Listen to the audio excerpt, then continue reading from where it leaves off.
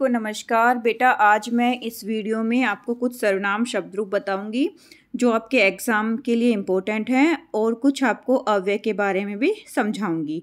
ठीक है, इनको आप अच्छे से अपने एग्ज़ाम के लिए प्रिपेयर कर लेना। जैसे सर्वनाम शब्द रूप मैं जो होता है बेटा, उसके लिए हम संस्कृत में लिखते हैं अहम। मैं के लिए क्या लिखते हैं? अहम। तू के लिए त्वम। हम के लिए वयम। अहम, मैं, त्वम, तू, वयम, हम। तुम सब, यूयम। सह पुल्लिंग में अगर वह है, पुल्लिंग में शब्द है तो हम सह लगाते हैं, और स्त्रीलिंग में वह है तो हम सा लगाते हैं, और नपुंसक लिंग में वह है तो हम तत् लगाते हैं। ठीक है, अच्छे से याद करो। मैं, अहम, तू, त्वम, हम, वयम, तुम सब, यूयम, वह, पुल्लिंग के लिए सह, स्त्रीलिंग के लिए सा, और नपुंसक लिंग के लिए तत्। ये आपके 6th क्लास के ही में है बेटा। अब नेक्स्ट देखिए,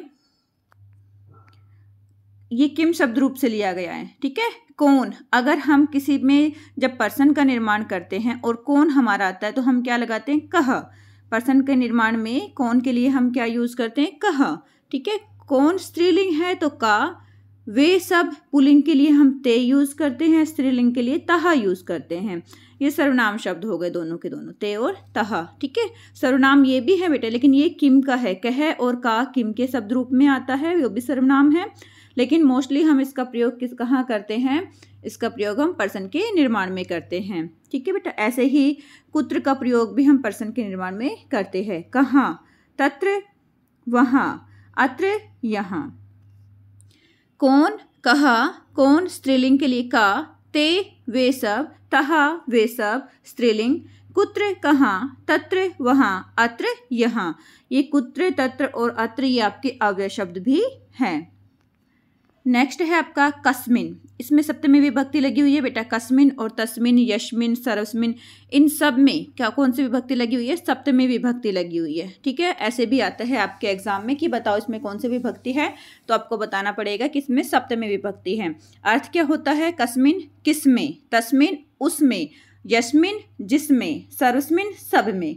कस्मिन किसमें, तस्मिन उसमें, यस्मिन जिसमें, सर्वस्मिन सब में। इतः यहाँ से, ततः वहाँ से, यतः जहाँ से।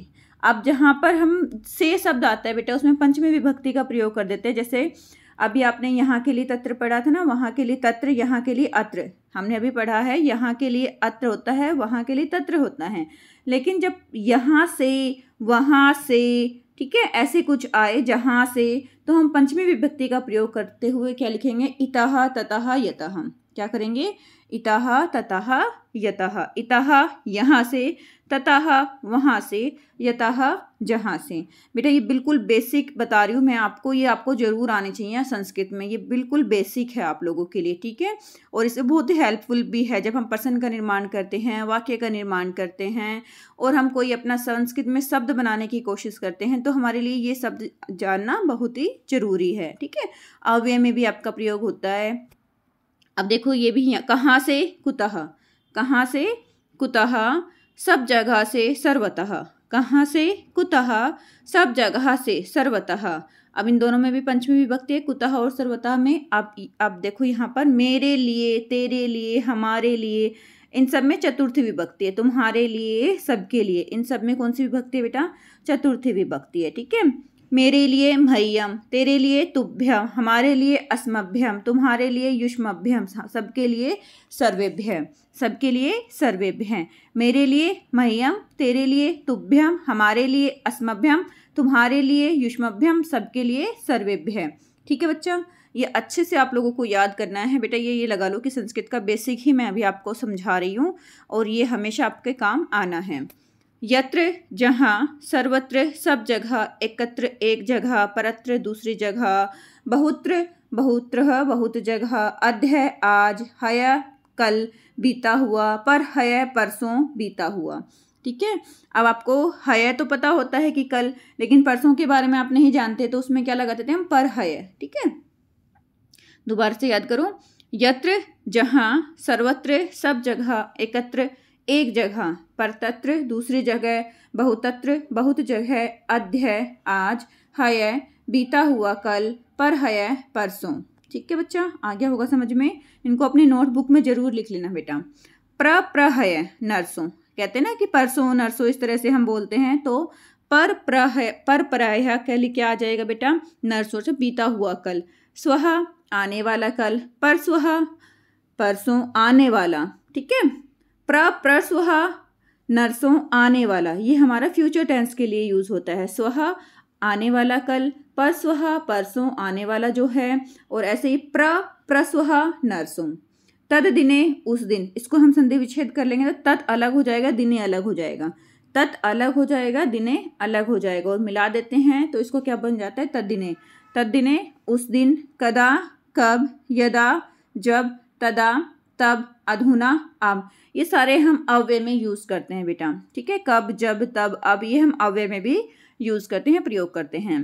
तद्दिने उस दिन, कदा कब, यदा जब, तदा तब, अधुना अब। नेक्स्ट है आपका एकदा। एकदा एक बार, एकदा एक बार, सर्वदा हमेशा, रात्रि ही रात, दिनम दिन, प्राप्तः सुबह। ये सा बेटा ऐसे बनेगा, ठीक है, ये वाला सा होगा। एक मिनट में आपको बता देती हूँ, इसमें ऐसे आएगा बेटा सुबह में सा, ठीक है, सु। ओके बच्चा, ये सा गलत लिखा हुआ है। प्राप्तः सुबह, सायं शाम, अंतः अंदर, बहि बाहर, ऊपरी ऊपर। एकदा एक बार, सर्वदा हमेशा, रात्रि रात, दिनम दिन, प्राप्तः सुबह, सायं शाम, अंतः अंदर, बहि बाहर, ऊपरी ऊपर। उसके बाद नेक्स्ट है हमारे पास ऊपरी, अभी बताया है ऊपर।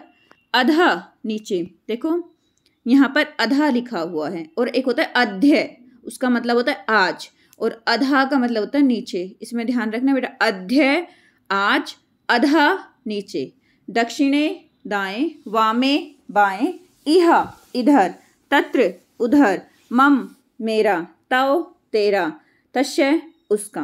पुल्लिंग में उसके लिए क्या यूज करेंगे, षष्ठी विभक्ति तस्य, ठीक है बेटा। दोबारा से देखो, अधः नीचे, दक्षिणे दाएं, वामे बाएं, इह इधर, तत्र उधर, मम मेरा, तव तेरा, तस्य उसका। नेक्स्ट है स्त्रीलिंग में, षष्ठी विभक्ति में, तस्या उसका। तस्य पुल्लिंग में था, तस्या स्त्रीलिंग में है, षष्ठी विभक्ति है इसमें भी। युष्माकम तुम्हारा, अस्माकम हमारा।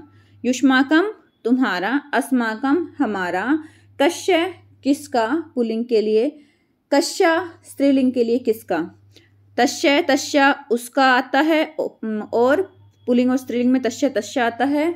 जब हम कस्य कस्य करते हैं तो किसका यूज करते हैं, पुल्लिंग और स्त्रीलिंग में। सर्वेशाम सबका, सर्वसाम सबका स्त्रीलिंग के लिए। सर्वेशाम शब्द जो आएगा वो सबका आएगा पुल्लिंग के लिए, और सर्वशाम जो शब्द आएगा वो स्त्रीलिंग के लिए। एकस्य है एक का, एकस्यः एक का, ये सारे षष्ठी विभक्ति के हैं बेटा। तस्य तस्या, युष्माकम अस्माकम, कस्य कस्या, सर्वेशाम सर्वासाम, कस्य है एकस्य है एकस्या, ठीक है। पुल्लिंग स्त्रीलिंग करके बताया गया है कि पुल्लिंग में हम कैसे यूज करेंगे और स्त्रीलिंग में हम कैसे यूज करेंगे। ये भी आपके सर्वनाम शब्द रूप में ही आते हैं। नेक्स्ट है आपका किसी का, कस्यचित, किसी का कस्यचित, ठीक है।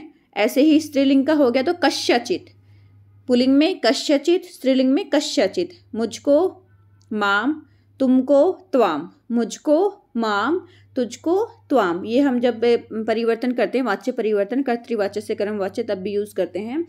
उसको तम, उसको ताम, हम सबको असमान, तुम सबको युष्मान, ठीक है।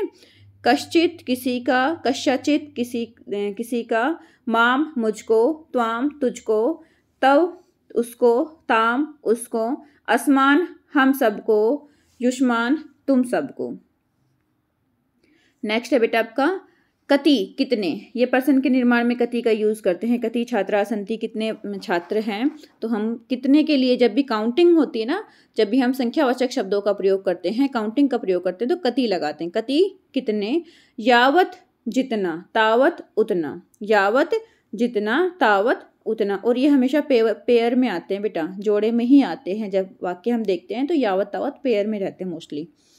आम हाँ, नेव नहीं, अस्तु ठीक है, अस्तु ठीक है, शोभनम अच्छा, जल्दी, शीघ्रम देर, विलंबः। कतिः कितने, यावत जितना, तावत उतना, आम हाँ, नेव नहीं, अस्तु ठीक है, शोभनम अच्छा, शीघ्रम जल्दी, विलंबः देर। तो ये आज मैंने आपको समझा दिए बेटा, इनको अच्छे से अपने नोटबुक में भी लिख लेना और याद भी कर लेना, ये आपके एग्जाम में बड़े ही हेल्पफुल होंगे। ओके बेटा, अपना ध्यान रखना।